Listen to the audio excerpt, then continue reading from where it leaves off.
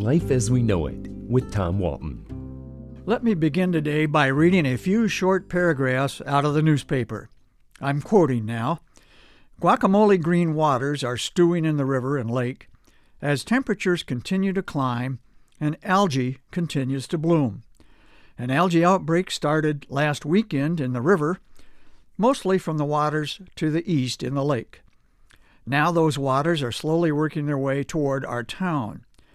Aerial photos taken in the last few days paint a grim picture of an unhealthy river. End of quote. So what else is new, right? Don't we see and hear stories like that every summer around here?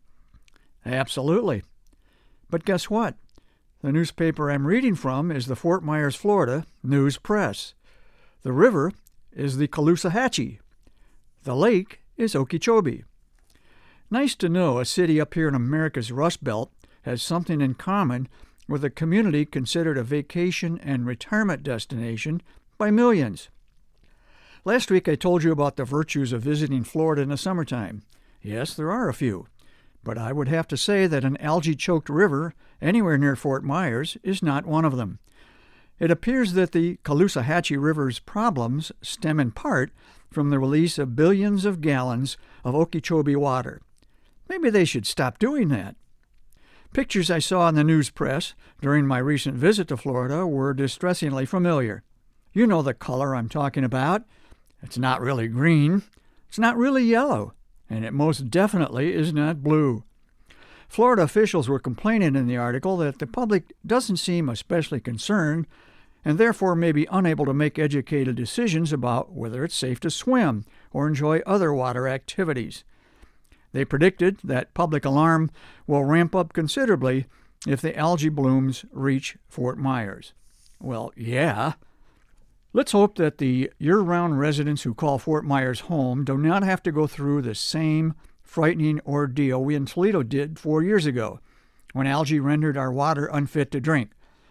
For a few days it seemed we were living in a third-world country as we sought clean water wherever we could find it. Southwest Florida's experience with algae should serve as a reminder that life is not perfect in America's Sunshine State, and that life is not all bad everywhere else. I like to make a similar comparison between Ohio and California. I was fortunate enough to live and work along the central coast of California in the 1970s and 80s in one of the world's most picturesque communities, Monterey. But for all the beauty of Cannery Row, Carmel, and Big Sur, the area had its share of problems, and often they concerned water or the lack of it. Prolonged drought was always a threat. I remember the day a politician running for the state assembly came to our door and gave us a brick bearing his name. He told us we should drop the brick in the toilet tank to conserve water by using less per flush. He got reelected. As a conservationist myself, I like to think the bricks won the election for him. I hope my point is obvious. The grass isn't always greener somewhere else, because sometimes the polluted water is.